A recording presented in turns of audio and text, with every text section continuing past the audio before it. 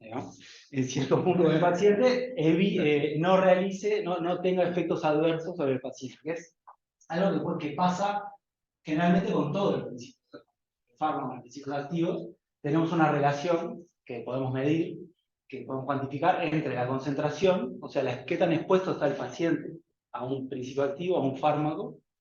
Esa exposición puede ser en distintas partes del cuerpo, ¿sí? Puede ser sangre, puede ser algún órgano específico, y la intensidad de distintos efectos, ¿sí? Entonces, tenemos distintos efectos porque los principios activos en general no hacen un efecto solo en el cuerpo, sino que depende a dónde lleguen, pueden generar distintos efectos, ¿sí? Entonces, es algo que se evalúa, no se evalúa, se optimiza modificando la exposición, qué tan expuesto está el paciente al fármaco. Toda sustancia puede pasar de ser beneficiosa a ser tóxica si aumentamos la dosis, ¿sí? Entonces, un poco la regulación de lograr esos objetivos, la herramienta que tenemos es modificar qué tan expuesto está el paciente a, a un principio activo.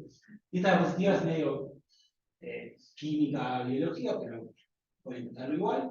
Entonces tenemos el fármaco, que es la molécula blanca que está ahí, que genera un defecto, un determinado cambio en el organismo, porque se une a unos receptores que están en el cuerpo en forma específica. Esa unión genera una modificación a nivel bioquímico, a nivel fisiológico, que deriva en un determinado impacto en el paciente. Y ese impacto puede ser beneficioso, como les dije, o puede ser tóxico, puede ser adverso. Lo que mueve ese impacto, la intensidad de esos efectos, de esos cambios que se generan, es qué tan expuesto es la concentración del fármaco que tenemos ahí. Por la ocupación, cómo se empuja ese efecto, prácticamente se simplifica la cantidad de receptores que son ocupados por el fármaco. Entonces el fármaco ocupa esos receptores, los receptores se modifican, generan un determinado cambio que termina dando distintas respuestas en el cuerpo, como puede ser analgesia, como puede ser, etcétera, que se les ocurra. La exposición entonces es lo que nosotros controlamos con la dosis, ¿no? O sea, nosotros administramos una dosis de fármaco, una determinada cantidad, y con esa cantidad regulamos las concentraciones que se generan en el cuerpo del paciente en determinados sitios a lo largo del tiempo. No solo tenemos la opción de qué dosis administramos, sino cada cuánto la damos, ¿sí? Entonces sería el intervalo posológico.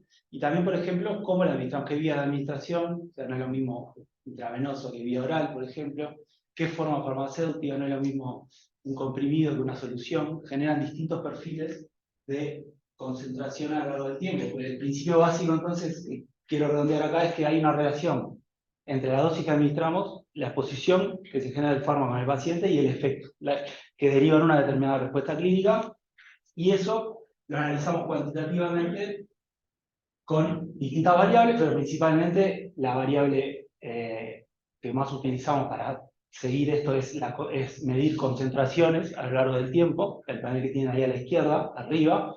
Ya medimos un perfil de qué tan expuesto está el paciente a lo largo del tiempo, por ejemplo, en la sangre, ¿sí? Y podemos relacionar esa exposición, esas concentraciones con la relación que está a la derecha, que es relaciones cuantitativas entre concentración y distintos efectos que puede generar el fármaco en el paciente. Entonces, nosotros tenemos que optimizar las concentraciones para lograr que los efectos sean los buscados con una intensidad adecuada y que los efectos adversos no sean significativos. La relación que ven abajo, PKPD, viene de combinar las dos variables, o sea, combinar cómo cambia la concentración a lo largo del tiempo y cómo sé que la concentración modifica la intensidad del efecto. Entonces tengo la variable de mayor interés, que es cómo cambia la intensidad del efecto a lo largo del tiempo. Todas estas variables se pueden analizar matemáticamente. Usamos modelos que vamos a ver, usamos modelos compartimentales un poco para trabajar con estas variables. Pero volviendo al anterior, durante el desarrollo de un medicamento y para que un medicamento pueda ser comercializado, y después para usar ese medicamento, tener claro estas variables, estas relaciones, es fundamental. Cuando uno, por ejemplo, va a diseñar un estudio, un ensayo clínico, es fundamental tener una predicción, por ejemplo, de qué concentración se va a generar en los pacientes si yo administro qué dosis. Entonces, por ejemplo, para tener una idea, la primera vez que se prueba un medicamento en un ser humano, este tipo de predicciones tienen que estar de alguna manera realizadas, y así se optimizan ensayos clínicos, algo que voy a comentar más adelante. Sí, bien, buena pregunta. Y por favor, interrúmpame cuando quiera, porque está bueno. En el efecto tengo dos variables, porque pueden ser dos efectos diferentes. O sea, por ejemplo, tengo una crisis asmática y me doy un inhalador con salbutamol, ¿ah? Para provocar broncodilatación y permitir que el paciente respire mejor, ¿sí? Pero al mismo tiempo el salbutamol en el corazón, cuando llega a concentraciones importantes, puede provocar taquicardia, aumento de la frecuencia cardíaca. Entonces, esas podrían ser las dos variables medidas con distinta relación, por supuesto, frente a la concentración que puede ser una concentración en sangre, ¿sí? Entonces, un principio activo es útil, digamos, cuando el efecto buscado se logra a menores concentraciones que el efecto adverso. Que si yo tuviese taquicardia antes que puedo solucionarle la crisis asmática al paciente, va a estar complicado que ese fármaco llegue a ser comercializado. Entonces, y eso también explica un poco por qué nos concentramos mucho en estudiar concentraciones, porque si yo voy a monitorear a un paciente con los efectos, con las intensidades de efectos, tengo que medir una cantidad de efectos diferentes. Hay muchos efectos que son subjetivos, o sea que obviamente hay mucha incertidumbre asociada a la cuantificación, por ejemplo, dolor, o por ejemplo, si un fármaco está siendo tóxico a nivel de los riñones o a nivel del hígado, o sea, al final tengo que cuantificar muchísimas cosas para decir, bueno, la dosis es correcta en este paciente.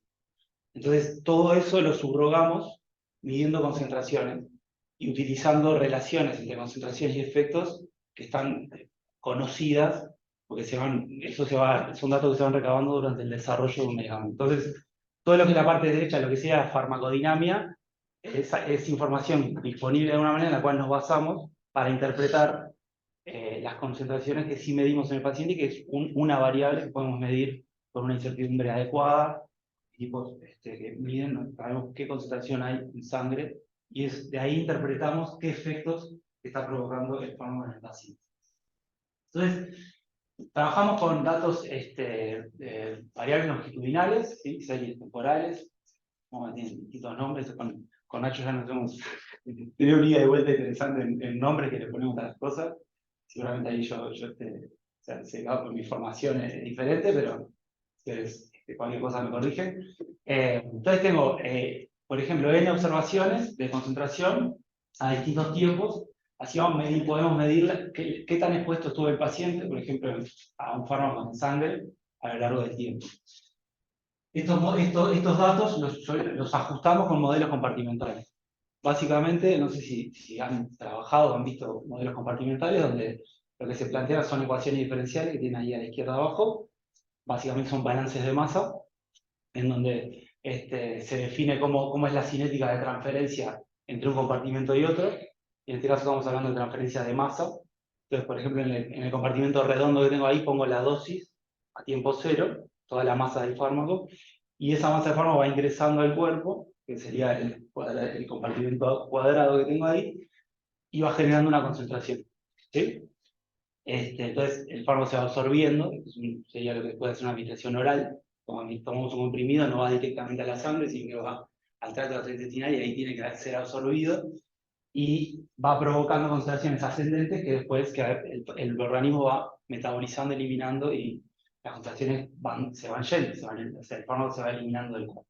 Entonces, modelos compartimentales descritos con ecuaciones diferenciales, que básicamente es una función, o sea, me terminan dando una función. Dale. ¿Qué es la A que aparece en el mismo signo? La A, bien, K, bien. Esta K, bueno, me ven, no estoy. La constante, si querés más. Perfecto. La K, esta K es una constante, es la constante que define la cinética, la cinética de este proceso. Una constante de primer orden. Pero la velocidad del proceso, que es este producto, depende de esa constante y de la masa del fármaco que yo tengo acá. Entonces, A es la masa del fármaco que tengo acá. Y este es un proceso de primer orden. X o A es cómo va cambiando la. Sí, perdón, en realidad En realidad tenemos razón. Acá debería decir X. Ah, O sea, X sub A y A debería ser lo mismo. Bien. X sub A y A es lo mismo. Está bien, bien la observación. Esto debería ser por X sub A. y la K sub A no depende del tiempo. K sub A es una constante, no depende del tiempo. Me mide, por ejemplo, qué capacidad tiene el fármaco o qué tan rápido ingresa la circulación sanguínea. Y esa velocidad depende de la masa que tengo. Es un proceso de primer orden. O sea, a mayor masa que tengo acá, el proceso es más rápido. Y en general esto es, para la masa que está acá, define un decaimiento monoexponencial. Sí. De la masa. ¿Sí? ¿Y la X sola qué es? La X, La no. ecuación de abajo. Sí, está. Eso No me No. X sub A tengo acá. No me medio. No, perdón. X sub A tengo acá. Esto debería ser A. Y este tendría que ser el compartimento, podría ser X. Ok. ¿Está? Entonces, acá esta X me sobró, digamos. Yo acá pongo DA sobre DT, esta es la cantidad acá. Eliminemos esa A y perdón, esa X. Eliminemos la X y estamos bien. Entonces, esto es de X sobre DT, y X vendría a ser la masa, pero que tengo en el cuerpo, en la sangre. ¿Y la B? La B es, ahora iba para ahí. La B, entonces, este sistema se define con tres parámetros, que son el volumen de distribución, esa es la B, el clearance, que es un parámetro de aclaramiento, que es un parámetro que mide la capacidad de eliminación del fármaco que tiene el cuerpo, o sea, qué tan rápido se puede ir, y la K sub A, que es la que mide la cinética de absorción. ¿Ah? Tres parámetros que definen una determinada función que me da esta curva naranja que está ahí. ¿Sí? Pero la B sub D tampoco depende del tiempo. No, B sub D, CL y K sub A no dependen del tiempo. Son parámetros que están asociados al fármaco y al paciente. ¿Sí? Esa es una característica de la interacción. B sub D y clearance y K sub A son el sujeto afecta estos tres parámetros. El volumen de distribución puede ser, por ejemplo, para darles algo de contexto, el volumen de distribución mide cuando un fármaco está en la sangre, qué tanto puede distribuirse a tejidos que no están en la sangre. O sea, los fármacos de la sangre salen, de la sangre se va capilarizando, llega a todos los órganos, y salen y se pueden acumular en los órganos. Distintos órganos tienen distintas características, y según la afinidad que tengan por el fármaco, hay fármacos que se acumulan más en el cuerpo, otros que se acumulan menos. Hay fármacos que no salen de la circulación sanguínea, ¿sí? Porque son muy grandes, entonces no pueden salir por los poritos que quedan cuando la sangre cuando los vasos se capilarizan. Esos fármacos, en general los biológicos, por ejemplo, son muy grandes, circulan solo en la sangre. Y ahí el volumen es el volumen de la sangre. Pero después hay fármacos que se acumulan mucho. Los fármacos que se acumulan mucho en tejidos periféricos, en general son, por ejemplo, poner un ejemplo, no sé, el tetrahidrocannabinol, THC, y es un fármaco muy lipofílico, muy afín a grasa, y eso hace que su capacidad de atravesar membranas celulares sea muy sencilla y de acumularse en sitios periféricos a la sangre es alta. Entonces, alto volumen de distribución se queda retenido más en el cuerpo y tiende a salir más lento. ¿Sí? El clearance, el aclaramiento, tendría que ser la capacidad que tiene, por ejemplo, el hígado o los riñones de eliminar. ¿No? Entonces, el fármaco cuando está en el cuerpo se distribuye y se elimina. Por eso cae la concentración. Si no, quedaríamos ahí con masa de fármaco siempre. Pero entonces, Manuel, el B depende del fármaco. Del fármaco y del paciente. O sea, distintos pacientes pueden tener distintos volúmenes de distribución. O sea, porque... Igual en tus datos siempre es un fármaco. Sí, pero después vamos a volver a esto porque esto puede variar sujeto a sujeto. Yo tengo esos parámetros y entonces tengo esa predicción, esa función que obviamente se separa, o sea, usamos este modelo de regresión no lineal. Estos modelos, esta función, o sea, la optimización es no lineal respecto a los parámetros, entonces se usan algoritmos de optimización para la estimación de esos parámetros. Las variables independientes acá vendrían a ser el tiempo y la dosis que uno administra. Una pregunta genérica. Sí. ¿Esto está planteado para un contexto donde el sujeto solo está consumiendo una droga particular y no hay interacción entre las drogas? Puede estar tomando mucho, Ah, vos estudiás uno. pero vos no haces no metes interacción después. Después Ah. puedes hacer lo que Ah. quieras. Pero lo tenés que medir por separado, capaz, o no, o medís uno que no tiene, por ejemplo, el paciente tomando solo este fármaco y medís los parámetros, y después agregás el otro, y evaluás, por ejemplo, cómo cambia la capacidad de eliminación. Claro, pero en términos de diseño de experimentos, si pudieras experimentar con humanos y no sí. tuviera ningún problema, tendrías que ponerlos limpios. Los humanos solo consumiendo la droga. Claro, tenías que tener, por ejemplo, un diseño cruzado en donde les arbitras. Y Pero eso no se puede hacer. se puede. Puedes hacer todo lo que quieras con humanos. Sí.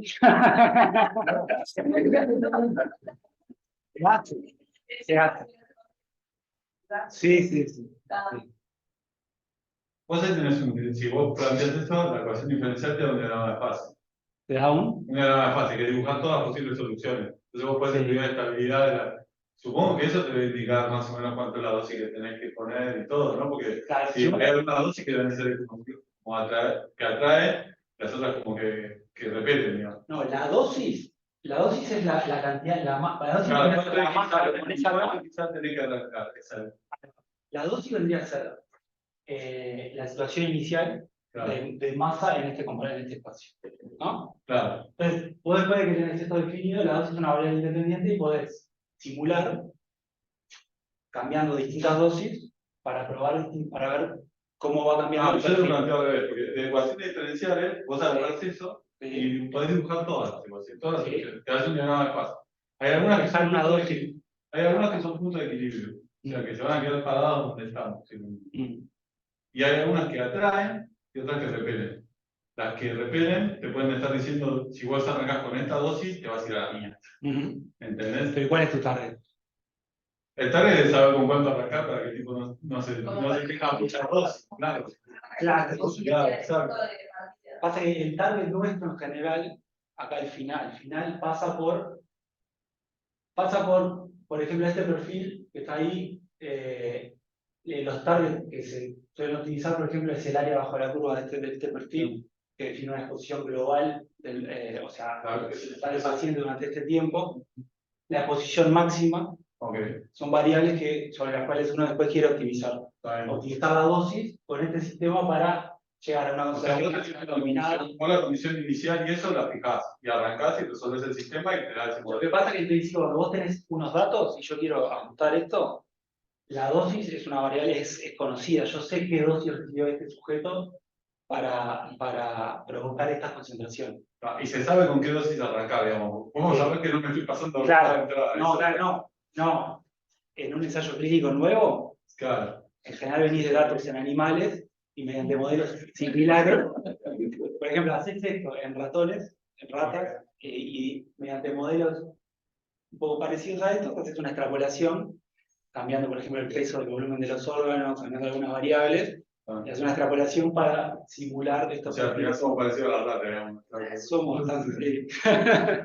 Pensé que terminaba la ecuación, porque la ecuación no va a decir un montón de cosas, digamos. Sí, lo que pasa es que estos parámetros en principio también dependen de los datos y dependen de la dosis. Sí, lo que pasa es que tenés continuidad con respecto a los datos. O sea, todas esas variables que aparecen ahí, la ecuación te da que hay continuidad con la solución. O sea, que el comportamiento con un arranque parecido va a ser parecido. Sí. Entonces, vos podés simular un KDA y eso más o menos, y empezar a correr desde ahí. Eso es lo que yo haría. Sí. Desde el punto de vista de... Para lograr una determinada. O sea, sin probar tanto con los pobres. Pero eso para optimizar, vos cuando ya tenés los datos de ahí a lo largo del tiempo y ya tenés una dosis. No, sí, está. Ustedes ya arrancaron. Optimizar, claro. Tienen un dato inicial. Entonces, esta regresión lineal me da una curva que obviamente tiene un error asociado ahí de predicción, que no, hay distintos modelos para evaluar ese error. Este error puede ser homocedástico, puede ser heterocedástico, distintos modelos. En general, el residuo se asume que es normal, o sea, distribuido, esto es una distribución normal, pero estándar, pero pueden usarse otras distribuciones también perfectamente. O sea, para hacer esto, esta decía regresión no lineal, y este tendría que ser el modelo individual que llamamos, o sea, para un sujeto. Esos datos que yo le mostré son en un paciente. ¿No? Entonces tenemos un componente estructural, lo definimos así, sea familiar, probablemente. Componente estructural, que es lo que define la variabilidad longitudinal, o sea, cómo cambia mi variable a lo largo del tiempo, que está definido por el modelo. Y después un componente estadístico, que es el que define lo que queda sin explicar por ese modelo, que básicamente es el error entre la observación y la predicción. ¿Sí? Entonces, los parámetros que estimamos con esa predicción son la varianza asociada al error residual y los 3 parámetros esos. Bien. A ver, ahora, siempre pongo esta diapositiva, porque nosotros a ver, los modelos que usamos, como les demostré, están restringidos a ciertas reglas. No podemos usar cualquier modelo. ¿No? Y esas reglas vienen del dominio y vienen de lo que sabemos de qué pasa con un fármaco en el organismo. Y ahí pongo siempre un ejemplo, que es, si yo quiero analizar cómo crece una rata a lo largo del tiempo, puedo describir esa curva de peso versus tiempo con distintos polinomios, ¿sí? Pero como nosotros estamos muy interesados en la extrapolación, en hacer extrapolaciones con esos modelos, en general usar modelos muy empíricos para que describan los datos, pero que tengan poca capacidad de extrapolación, no nos sirve. ¿Sí? Entonces, por ejemplo, los polinomios para describir el peso de la rata pueden hacer un buen trabajo o no, como el de primer orden, pero los otros hacen un buen trabajo, pero la extrapolación que hacen para seguir el peso después de que yo dejo de medir, de observar, es totalmente diferente y es a veces poco probable. Y no está atado a lo que sabemos que pasa con una rata, que es que en un momento deja de crecer. O sea, que asintóticamente va a tender a un valor. ¿Sí? Claro. Entonces, por ejemplo, el modelo de abajo sigue siendo de alguna manera empírico, porque no está basado en la mecanística de cómo es que la rata va ganando peso a lo largo del tiempo, pero tiene parámetros que hacen sentido a lo que entendemos sobre cómo es que la rata gana peso. O sea, tengo un parámetro que es peso inicial, y después tengo B y K. K vendría a ser la cinética de cómo va creciendo la rata a lo largo del tiempo, la cinética de cómo gana peso, y B es la diferencia de peso entre el peso final y el peso inicial. ¿Sí? Entonces tengo peso al nacer, una diferencia de peso con la adultez y una cinética de crecimiento de peso. Entonces, ese tipo de modelo, de la misma manera que hacemos eso, lo usamos en describir concentraciones a lo largo del tiempo, con otras reglas obviamente, pero reglas asociadas a lo que les comentaba de eliminación, de distribución. Y básicamente, ¿por qué? Porque con los modelos queremos describir los datos, pero también, más que nada, queremos hacer predicciones. Queremos hacer extrapolaciones para situaciones no observadas. Y queremos que esas extrapolaciones tengan sustento. Entonces, por ejemplo, puedo medir cómo es la exposición con una dosis de 100 miligramos y después predecir cómo va a ser la exposición con 200 miligramos o con 50, o puedo también predecir qué va a pasar si administro, en vez de dar 100 miligramos cada 24 horas, doy 50 cada 12 horas, o doy 25 cada 6 horas. ¿Sí? Y estas predicciones, con las reglas que tenemos, con todo el sustento que viene atrás de todas las teorías, de lo que se ha entendido con décadas de estudio, funciona bastante bien. O sea, en general, en esto se apoya mucho de lo que es el desarrollo de las proyecciones de medicamentos y de propuestas de dosis para distintas poblaciones. Entonces hay modelos, yo les mostré un modelo relativamente simple, el de un compartimiento y que representaba todo el cuerpo, pero hay modelos con complejidad variable, para definir no solo la conservación a lo largo del tiempo, sino también el efecto a lo largo del tiempo, la prevención de enfermedad. Hay modelos más complejos para definir mucho más a nivel granular qué pasa con el organismo. O sea, hay una complejidad enorme de modelos que usamos bastante y que, dependiendo de la aplicación, podemos elegir uno. Bien. Entonces, eso para un individual. El problema que tenemos en farmacología está asociado a la variabilidad. Porque hasta ahora vimos variabilidad longitudinal, pero la variabilidad interindividual y la variabilidad intraindividual o interocasión, porque también se asocia no solo a cómo cambia el sujeto de una ocasión a otra, sino cómo cambian otras variables experimentales, afecta mucho. Esto es un ensayo clínico hecho en 72 voluntarios que seleccionados con criterios fuertes de inclusión y exclusión, o sea, una población relativamente homogénea, ¿sí? En condiciones controladas, o sea, ayuno medido, internación, les doy la misma dosis de un fármaco, es un fármaco antirretroviral, y mido las concentraciones a lo largo del tiempo, y vean cómo la misma dosis produce una variabilidad enorme en la exposición a lo largo del tiempo.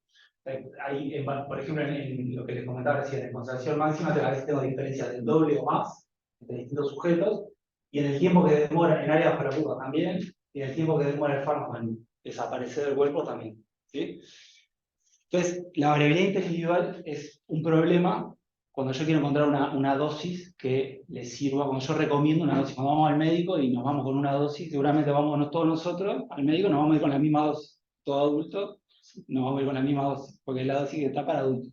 Pero generalmente eso no funciona tan bien para muchos fármacos. ¿Sí?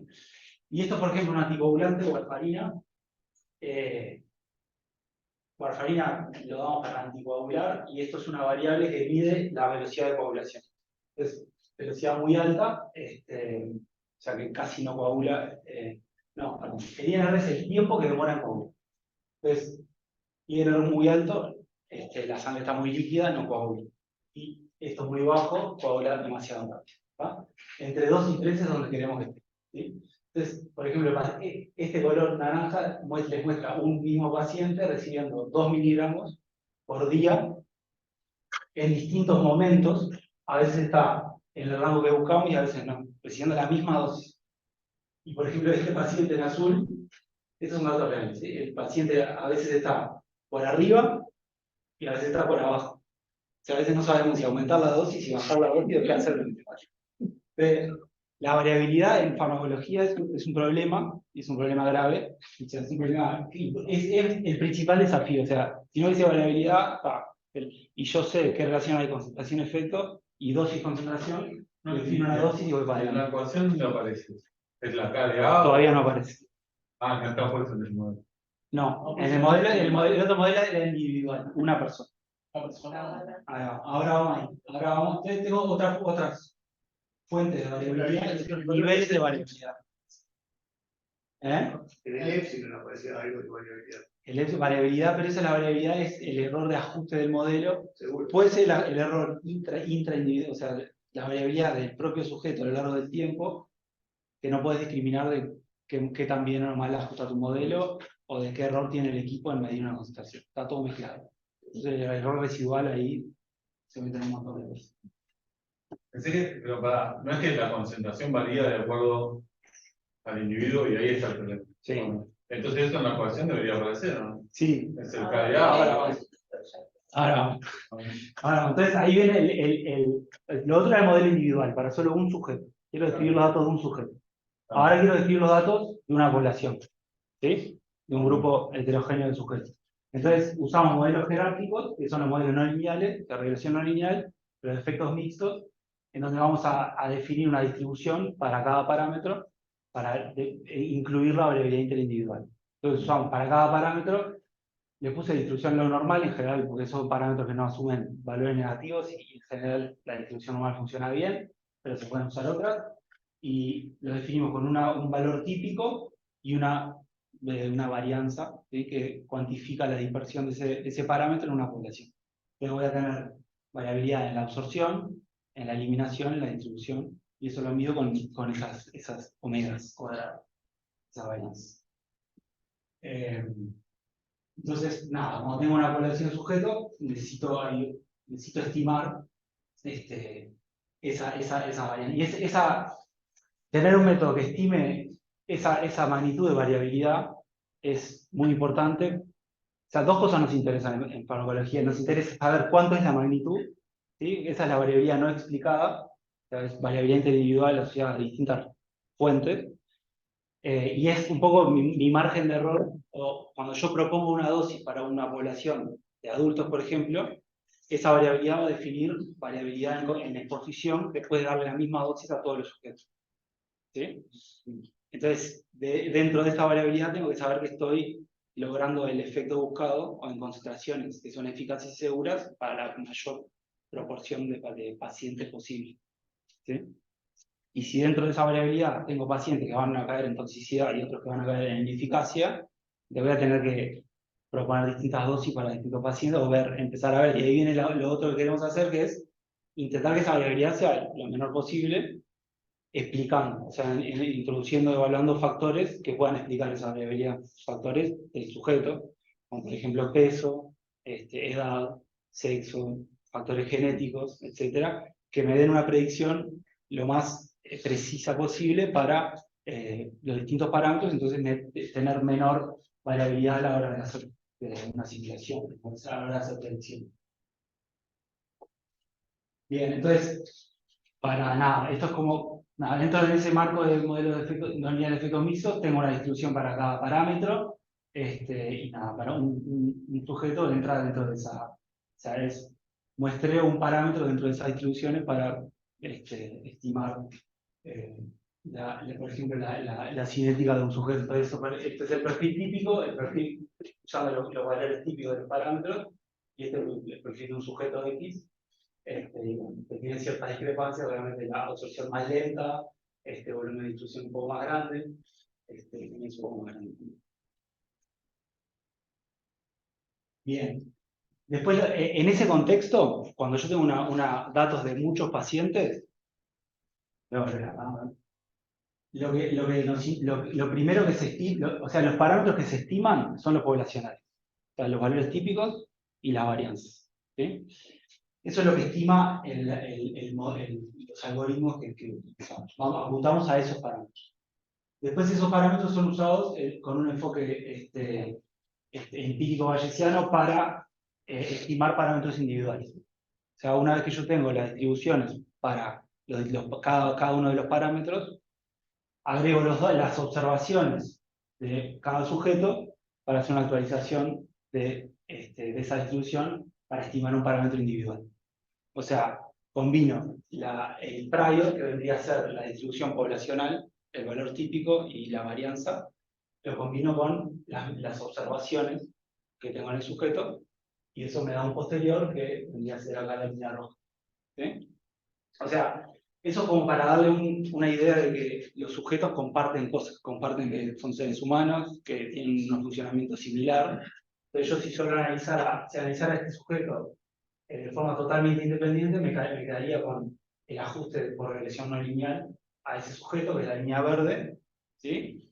Pero probablemente analizando ese sujeto de forma aislada me pierda mucha información que la puedo compartir con otros sujetos que comparten características. Entonces, usar el prior para analizar esta información en general me da mejores resultados.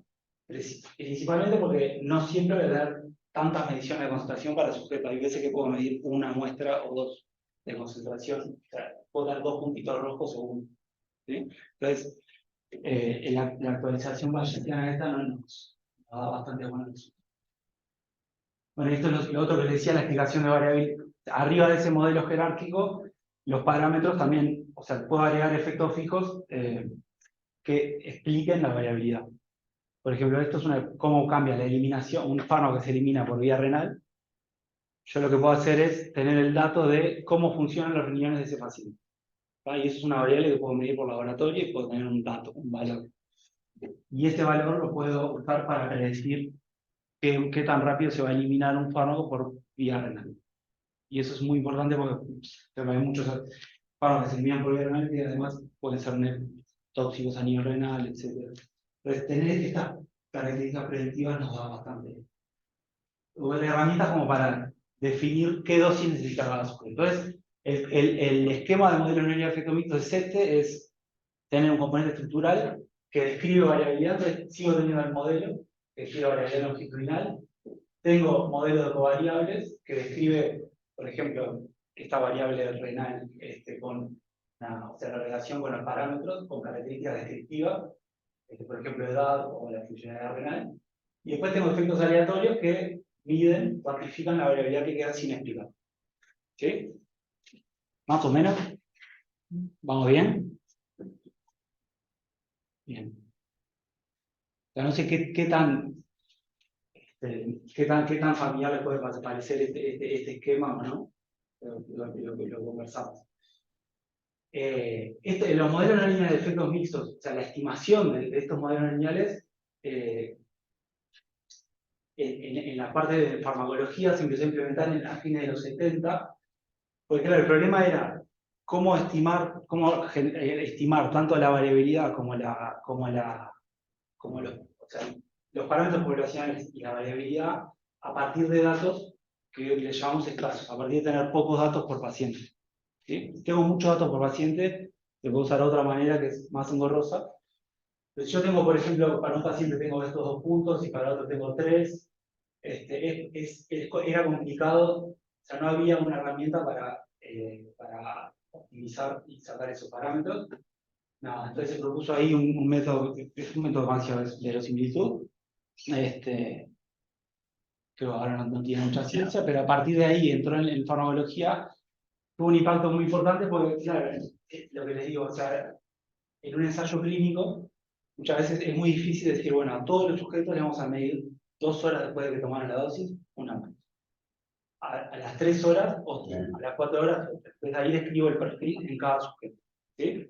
En la realidad lo que pasa es más que nada en el ensayo clínico, que son multicéntricos, piensen que a veces tenemos estudios clínicos con 1000, 5000 pacientes, y de cada uno me puede aportar una concentración o dos intensidades de un efecto dado, y eso además puede ser a distintos tiempos. Sí, a uno le saqué 2 horas por 2 y a otro le saqué 2 horas y media, porque se pasó el tiempo de la muestra, y a otro a las 3, a las 4. Entonces, combinar toda esa información en un único análisis, analizar la población como una unidad y poder sacar esos parámetros, es realmente una herramienta que en el desarrollo de medicamentos tuvo un impacto enorme. ¿Sí? Y por ejemplo, cuando pensamos por ejemplo, en ensayos clínicos, por ejemplo, en neonatos, ¿sí? Por ponerles una población especial que se puede entender que yo no puedo sacar 5 muestras de sangre para ver cómo un antibiótico en este caso está generando una exposición en neonatos. O sea, lo que puedo sacar a veces es una muestra de sangre como mucho, porque le puedo sacar muy poca sangre, pero si tengo una muestra grande, o sea, muchos pacientes, puedo combinar esa información para hacer análisis que terminen dándome información sobre cómo es la relación dosis-exposición en esta población y cómo después optimizar la dosis para lograr la exposición que ellos quieren.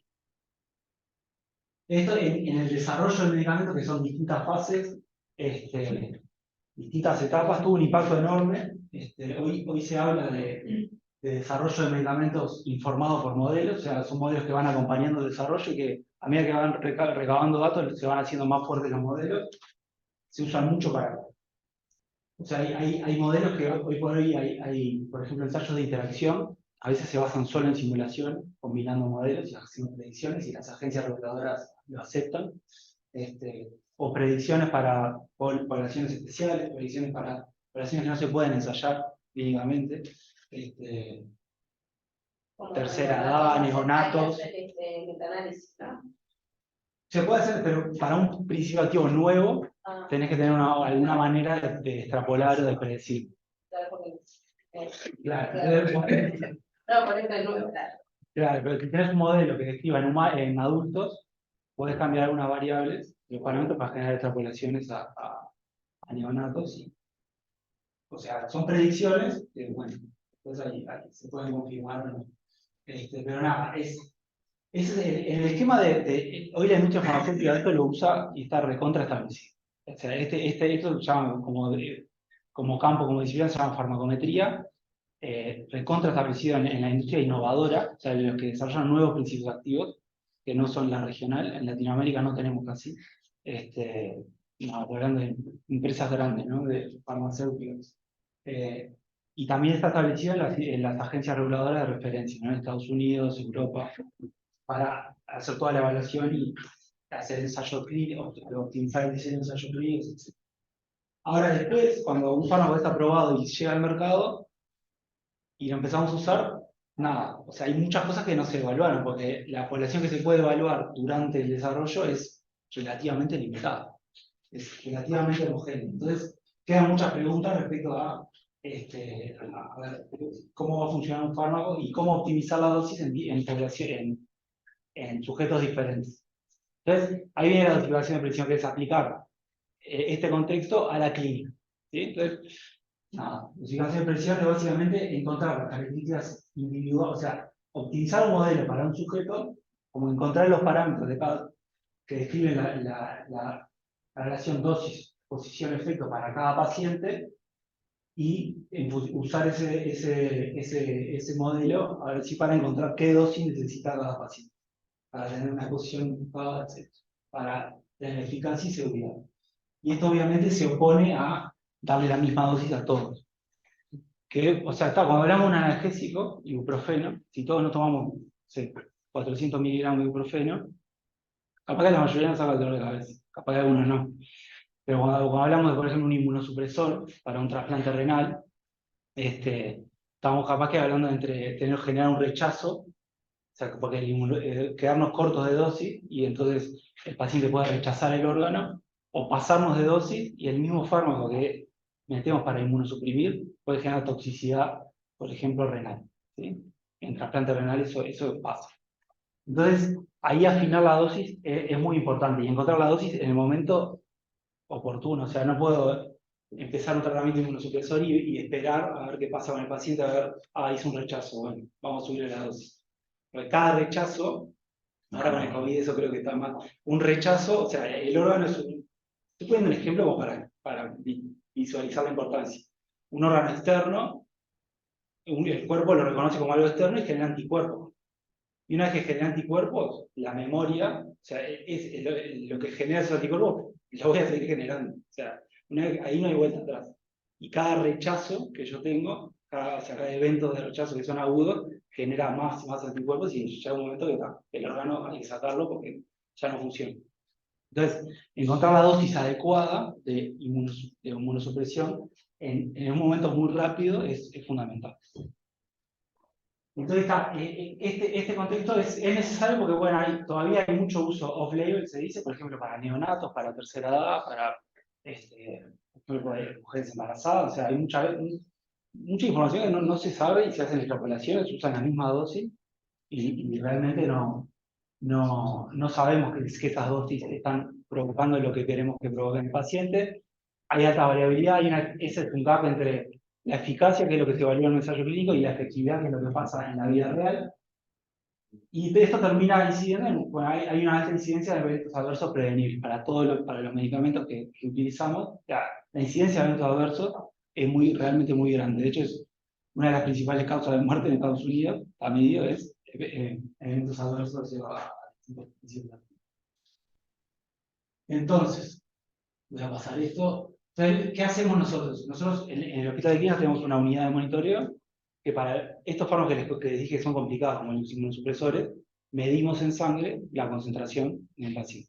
¿No? Entonces, se hace la dosificación, el médico prescribe una dosis, o sea, empieza a tomar el paciente y saca una muestra y nos la manda. Nosotros analizamos qué concentración tiene y evaluamos si esa concentración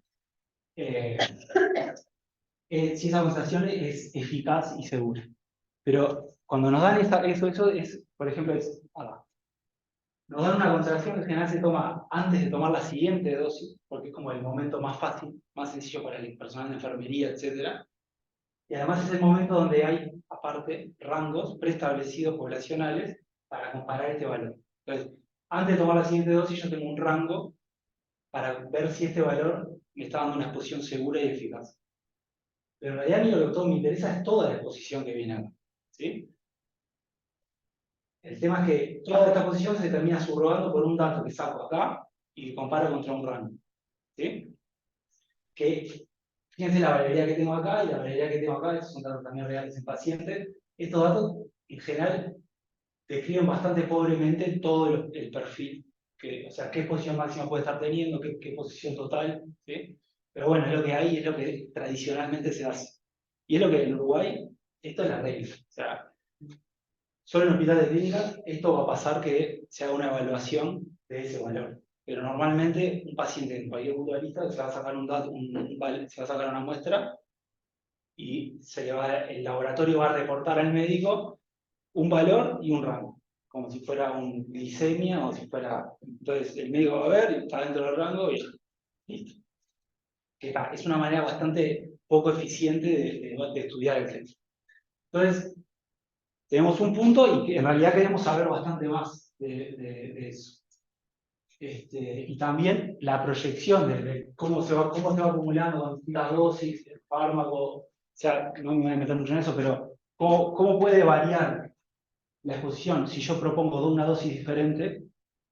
Eso también es relativamente complejo. A veces hay sistemas que son muy no lineales en términos, o sea, matemáticos. Yo aumento la dosis al doble y la exposición a veces no aumenta tanto. Y yo eso lo puedo incorporar en los modelos, pero si uso modelos. Si no uso modelos, es bastante difícil. Entonces, sigo. Entonces lo que hacemos, usando el contexto que le dije recién, con el enfoque bayesiano, tenemos un modelo que tenemos en la unidad de monitoreo para un fármaco determinado que tiene los priors. ¿Sí? Entonces viene un paciente nuevo. Entonces, viene un paciente nuevo, por ejemplo, vamos, tengo un modelo que tiene, por ejemplo, la eliminación, esto es el parámetro de eliminación, está en distintas distribuciones dependiendo del peso corporal. ¿Sí? Por ejemplo. Tengo mucha variabilidad, pero para sujetos que pesen 60 kilos, tengo esa distribución. Entonces, si viene un sujeto que pesa 60 kilos, ya sé que parto con esta distribución y puedo recomendar una dosis basada en esta distribución. Entonces, empezó el tratamiento, saco una muestra y actualizo usando el modelo, usando este prior, actualizo y voy estimando el parámetro en el paciente. Y ahí actualizo el parámetro de modelo y hago una simulación para ver, bueno, qué pasa si cambio la dosis, qué pasa si bajo, si subo, etcétera. Cualquier cambio que se les ocurra se puede simular. Y a medida que voy ganando observaciones en el paciente, voy reduciendo supuestamente la incertidumbre para el parámetro en ese paciente. Entonces, es una manera de actualizar el modelo sujeto a sujeto y después tener un modelo para cada sujeto. Entonces, básicamente las predicciones futuras se basan en principio se basan en lo que sabemos de la población a la cual pertenece el paciente, pero después el modelo se va actualizando y va haciendo predicciones que están cada vez más individualizadas. Ese es como estamos empezando a usar los modelos en el hospital de clínica. Bien, no me voy a meter mucho por tiempo. Bueno, obviamente, una cosa, que nada, creo que no hice énfasis, pero creo que quedó claro. Cuando yo tengo un punto en el paciente y actualizo el modelo, a partir de ese punto puedo tener una predicción de toda la curva. Obviamente, un punto tomado ahí me va a dar más información sobre cómo se elimina el fármaco de que cómo se absorbe. Los datos de la absorción los estoy tomando prestados de la población a la cual entiendo que pertenece ese paciente. ¿Sí? O sea, la constante de absorción, para este sujeto voy a tomar prestada la constante de absorción poblacional que tengo en el modelo. O sea, el modelo que estoy usando ya tiene los datos poblacionales de la población a la cual entiendo que ese paciente pertenece. ¿Sí? Pero a partir de un punto yo puedo reconstruir toda la curva. Con cierto margen de error, pero... O sea, vos actualizás algún parámetro sí y otro no. Yo actualizo todo, pero en lo que es el MAP, en la moda, o sea, el máximo a posteriori, me va a mover más los parámetros para los cuales tenga más información observada. O sea, si yo tengo solo observación muy lejos de la administración, la constante de absorción no se va a mover. O sea, Eso es algo que pasa solo. Sí, sí. Bien. ¿Cómo estamos de tiempo? Son más o 3. Te interrumpí. Estamos por salir. Si tenés 40 transferencias más, eso. Estamos. No, esto, analizando prospectivamente, hay varios estudios que muestran que realmente los modelos logran que los pacientes, o sea, logran encontrar las dosis en los pacientes que son eficaces y seguras de manera más eficiente y más rápida. Y eso después, a nivel hospitalario, a nivel de prestador de salud, se derivan menos eventos adversos, menos días de hospitalización. ¿Más rápido o qué? Más rápido respecto a cuando empezás la terapia. No, pero para tener una idea de comparación. ¿No? Depende del fármaco. Porque capaz que un inmunosupresor... Que a veces te miden antes de darte la 7 dosis, ¿no? Sí. Te queda como Sí. A veces instantáneo. No, no es instantáneo, no. Pero más rápido me refiero a que en el enfoque tradicional le saco una muestra de predosis, ese valor se reporta al médico, el médico mira, compara con el rango y dice, está, voy a subir la dosis. ¿A cuánto? Bueno, a lo que el médico, a lo que le parezca. Está. Como me dio la mitad de lo que quiero, lo subo al doble. Pero está, pero es así, pero es como funciona. Suben al doble y después mandan a medir de vuelta. Entonces, claro, y ahí puede pasar semanas, depende. Vos lo que estás tratando de hacer es encontrar las variables que son particulares del De cada individuo. paciente, sí. Porque no importa, o sea, si vos estás resolviendo una ecuación con la que están resolviendo ustedes un sistema, Sí. no importa dónde vos estés, hay solo una solución que está tomando ahí. Entonces, no importa el tiempo donde estés tomando. Si vos tenés todos los parámetros bien, vos reconstruís toda la curva para atrás, Sí. gratis, porque la ecuación que pasa por ahí es una sola. Sí. Entonces, claro, el problema está no en tanto en ver cuál es la ecuación, sino en resolver quiénes son las variables que están dando vueltas. Bueno, pero las dos cosas se estudian antes de encontrarte con un nuevo paciente. No, claro, tenés una genérica y después la tenés que aplicar. Y vos en la genérica, en esa genérica, lo sacas de un ensayo clínico donde mediste mucho más concentraciones en Claro. muchos pacientes y ahí fuiste a encontrar, a ver, ¿el peso afecta? No afecta. ¿La edad afecta o no? ¿Qué características predictivas? Entonces, después eso lo integras en el modelo y después usas ese modelo. No, pero digo lo que decía, tomando en el tiempo que tomes, Sí. si vos tenés el modelo, reconstruís toda la curva bien. Totalmente, sí. Porque no importa. Exacto. Sí. Bien. Entonces, nada, beneficios. Y esto se puede integrar en software para que esté disponible también para los médicos, es los primeros que toman la decisión de qué dosis. Entonces, por ejemplo, un ejemplo para la warfarina, un médico, peso, polimorfismo, o sea, la parte genética también puede poner qué enzima expresa ese sujeto. Hay dos enzimas acá que tienen un impacto. Y entonces el software que tiene el modelo incorporado reporta una dosis de arranque. ¿Sí? Empieza con esa dosis, entonces después miden el INR en ese paciente y ven que estuvo un poco desviado, pero la optimización va a recalcular parámetros para ese paciente y proponer una nueva dosis. ¿Listo? Ay, acá recién estamos arrancando con la queja de la historia. Estamos empezando, no, esto lo estamos empezando a tratar de usar en ¿Cómo le ¿Cómo tiene? Esta es con un medicamento, pero puede ser que el paciente esté tomando varias cosas. Bueno, ahí vos tenés que saber, pero por ejemplo, en ese modelo poblacional que yo parto, puedo saber si un fármaco aumenta o disminuye algún parámetro. O sea, qué efectos tienen otros fármacos sobre si está tomando, a veces un predictor es si está tomando o no otro medicamento. O sea, todo eso se puede meter al modelo. Si tenés el dato. Perdón. Sí. Eso que decía Alejandra, que lo están usando, ¿cómo? ¿Cuándo? ¿Dónde? ¿Con quién? La clínica lo estamos empezando a implementar. Ahora le voy a montar una que desarrollamos nosotros. La idea de todo esto es que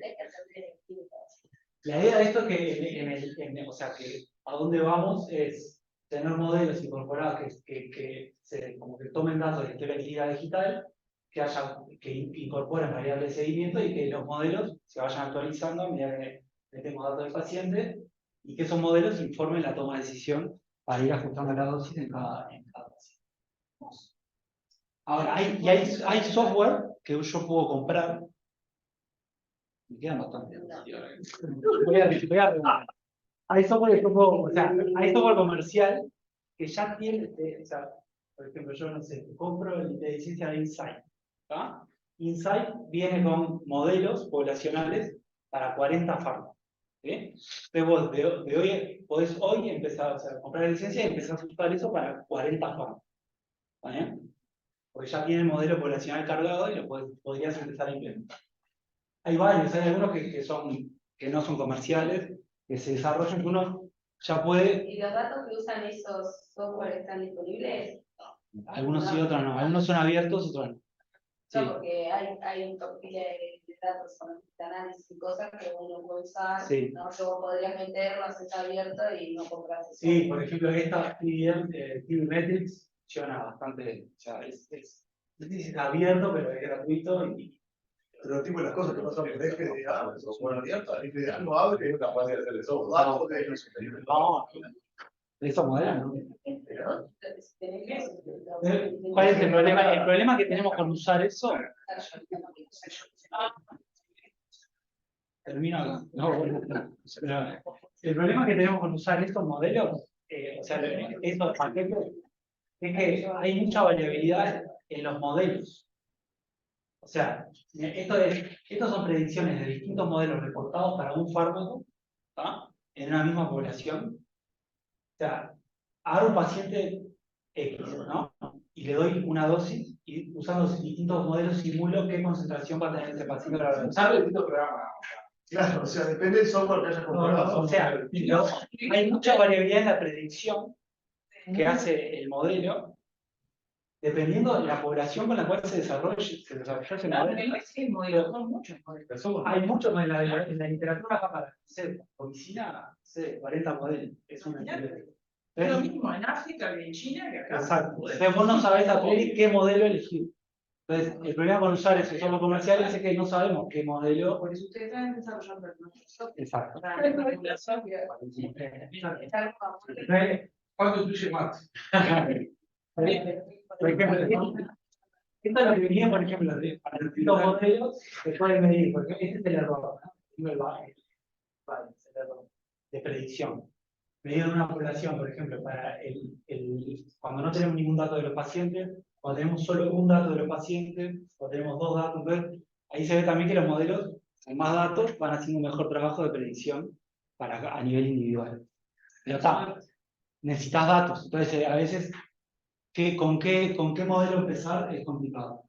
Para solucionar esto se puede usar herramientas de model averaging, o sea, promediado de modelos, porque capaz que algún modelo le sirve a uno y otro modelo le sirve a otro. También estamos medio trabajando en eso. Y después también, una vez que elegís un modelo, está bueno que el modelo se vaya actualizando a medida que vos vas ganando datos en tu población. Entonces también ahí es donde se meten también herramientas de machine learning, etcétera, para optimización de parámetros a lo largo a medida que el modelo se va optimizando.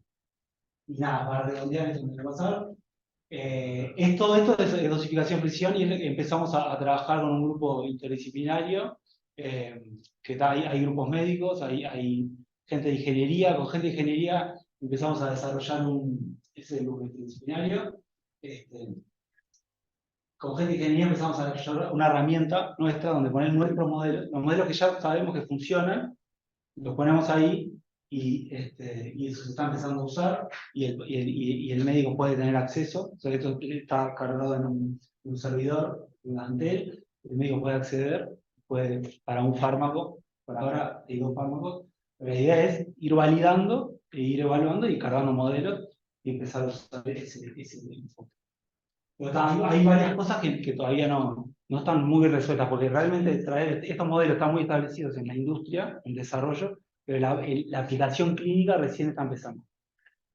Y nada, lo que les muestro acá es que farmacometría, que es un poco mi campo, y estadística están bastante vinculados, se habrán dado cuenta de todas las cosas que se usan y las posibilidades que hay para optimizar aspectos metodológicos, etcétera. Y nada, ISO, que es la Sociedad Internacional de Farmacometría, hasta allá la conocen, ahí tienen un grupo de interés creado que trabajan juntos con un comité como para estandarización de distintos procedimientos, etcétera, que ya vienen trabajando hace años. O sea que hay mucho intercambio entre lo que es farmacometría y lo que es estadística. Así que bueno, si podemos hacer eso acá también está bueno. Y nada, muchas gracias.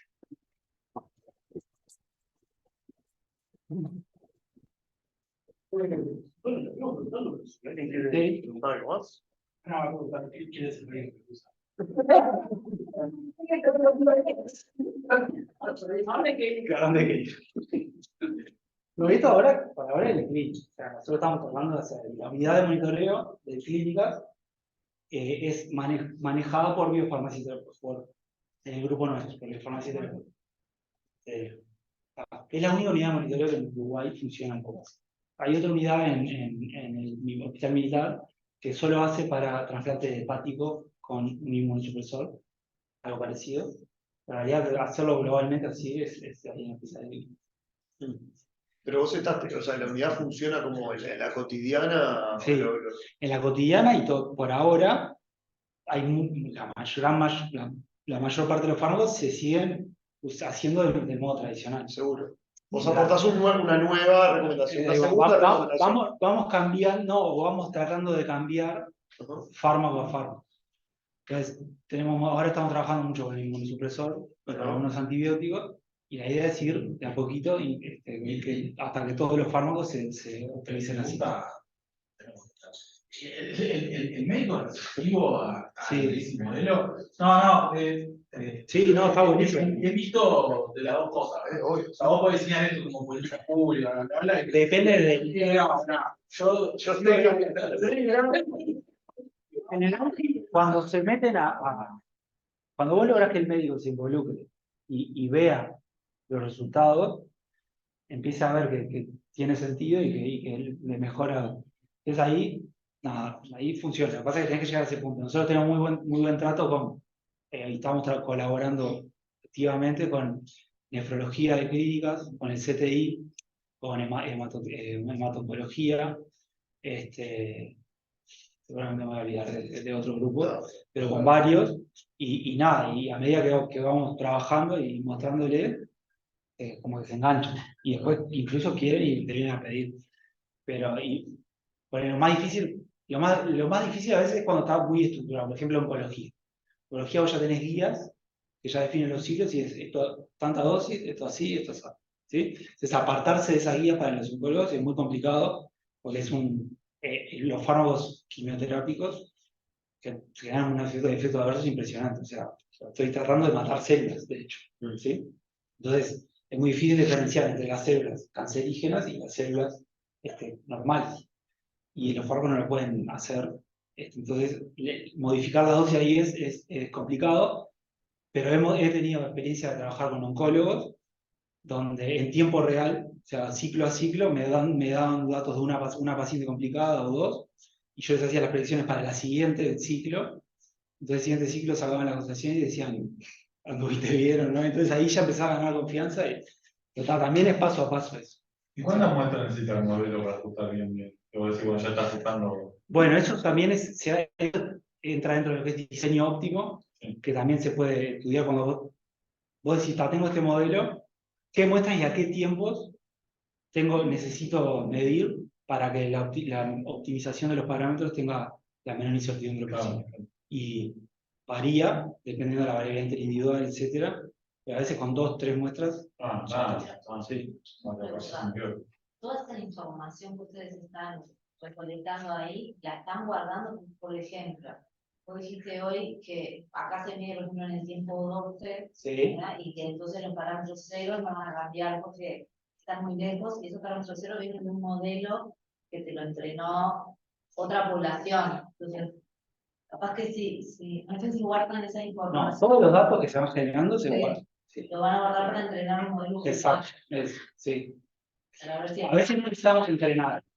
No, capaz que no es entrenar, sino es un dataset de validación para modelos que ya están publicados. Entonces podemos empezar a trabajar con 30 modelos publicados y usar nuestros datos como para evaluación, a ver cuál de esos predice mejor. Y ahí, eso de evaluación externa, que es lo que estamos trabajando con Nacho, de encontrar a ver qué modelo funciona mejor y lo empiezo a usar más rápido. Porque hacer todo el ensayo clínico Claro, porque para poder estimar el parámetro cero necesitarías tomar las medidas. Vos dijiste hoy que no le tomaban, por ejemplo, a los pacientes medidas en varios momentos de tiempo, sino que tomaban una sola vez. Tradicionalmente a una vez. Sí. Claro, a ver, cuando se complica un poco más. Sin medida longitudinal no podés hacer una estimación de algunas cosas. No, por eso te apoyás en los priors, en lo que sabés de la población, y tenés una predicción. Pero sí, a ver, algunas funcionan mejor que otras.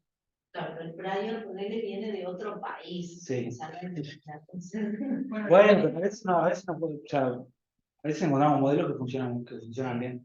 Ahí tengo una pregunta. En la herramienta esa que están desarrollando, todos los datos son a nivel nacional. Sí. y el doctor está pensado para que viene un nuevo paciente, por ejemplo, me gustaría que y podría poner, esta persona está tomando esto y esto, ¿no? Y dice, bueno, interactúan, Sí, ¿no? sí, sí. Interactúan, Sí, sí. porque Sí. eso es re común, que en general cuando vas al doctor no tienes nada en cuenta. Te dice, sí, tomate esto, bueno, igual. Lo que pasa es que ahí la casuística es medio Es muy infinita, difícil. ¿no? Bueno, en general, Pero- hay grupos de fármacos que vos ya sabés cómo pueden interaccionar y qué tipo de interacción generan. ¿No? Y en general, vos en un marco de tratamiento, tenés unos fármacos que se repiten más que otros. Por ejemplo, los pacientes inmunosuprimidos tienen corticoides, además del fármaco que estudiamos, pueden tener antibióticos porque pueden tener una infección. Nada. Y en general los fármacos más comunes que están en la terapia, eso ya se pueden evaluar de antemano y vos tener una predicción si genera una interacción o no. Y si generan, la puedes meter en el modelo. Sí. Entonces el médico, la idea de esto es que el médico tenga esa pantalla, ponga las características del paciente y que el modelo agarre las relevantes según cómo está diseñado y haga una predicción. Y después que los farmacéuticos en la unidad de monitoreo hagan la optimización del modelo cuando tienen datos, cuando tenemos observación de concentración. Sí, suena bien. Muchas gracias. Gracias. Bueno, la semana que viene es eso, ¿no? Ya empieza la semana. Sí, pero bueno, si hay receso, no. Lo que digo es si hay receso, mira que yo nunca sé que viene la semana. Si hay receso, no hay cierre. Aunque la sí está en el estado de